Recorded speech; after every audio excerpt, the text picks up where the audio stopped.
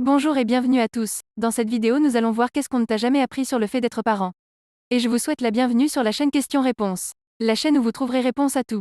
Je remercie Mathieu Drazik, Claude Lambert et Kat Mendoza de nous partager leurs réponses à cette question. Nous allons commencer avec la réponse de Mathieu Drazik. J'avais de longs cheveux au burn ondulés. C'était l'une des choses les plus importantes à mon sujet pour ma mère. Maman n'autorisait pas elle, après shampoing. Même pas un shampoing ordinaire. Elle me mettait du vinaigre de cidre de pomme sur la tête et frottait violemment pendant plusieurs minutes, me le jetant encore et encore dans les yeux. Mais ce n'était pas le pire. Le pire, c'est le brossage. Quiconque a les cheveux longs et bouclés sait que c'est difficile même avec des produits ordinaires. Sans revitalisant et son exfoliation insensée, mes cheveux étaient un désordre de paille enchevêtrée. C'était sa partie préférée. C'était la partie où je ne pouvais plus retenir mes larmes. Elle serait capable de me battre pour ça. Tirant violemment avec un pinceau ou un mauvais peigne, elle m'en voulait à mort. Des morceaux de cheveux seraient arrachés. Ça prendrait une quinzaine de minutes. Après, j'ai eu l'impression d'avoir été scalpé. Parfois, il y avait du sang. La beauté exige des sacrifices, disait-elle. Quand grand-mère a remarqué les cicatrices et la sensibilité de la tête, elle a demandé ce qui s'était passé. Je lui ai dit que ça venait du bain ce matin-là, avant que maman m'y dépose pour son week-end de fête. Grand-mère m'a donné de la crème de rinçage plus tard.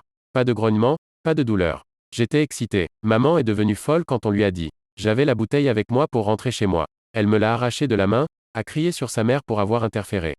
Elle a dit que c'était du poison et que ça abîmerait mes cheveux. Elle l'a jeté par terre et m'a arraché de la maison de grand-mère. Quand les cheveux de mon aîné sont devenus longs, j'ai pensé que je le faisais bien. Shampoing revitalisant, revitalisant épais, brosse spécialisée. Je n'étais pas comme maman. Mais j'ai quand même été trop dur. L'aîné s'est mis à pleurer. Tu me fais mal, ça fait mal. Je me suis entendu, dans leur voix, d'il y a si longtemps. J'ai arrêté de lui brosser les cheveux. Même dans la trentaine, j'étais encore en train de me débarrasser des leçons de ma mère. J'ai tenu mon enfant dans mes bras et j'ai pleuré. J'ai supplié son pardon. Je le fais toujours. Je sais combien ça fait mal. Même des années après ce qui s'est passé. La réponse suivante est de Claude Lambert. Mes parents étaient tous les deux enseignants, j'ai appris plein temps avec eux pendant de longues années. C'étaient des personnes bien qui avaient traversé deux guerres et la Grande Dépression, toujours pleins de compassion et de curiosité. Ils ne m'ont jamais dit que la plupart des gens étaient moins gentils, moins accueillants, moins généreux qu'eux, cruels et intolérants. Je ne savais pas que les bons sont minoritaires. Nous continuons avec la réponse de Kat Mendoza. À m'extasier pendant des heures sur une fleur, un caillou, un nuage alors que je suis en retard.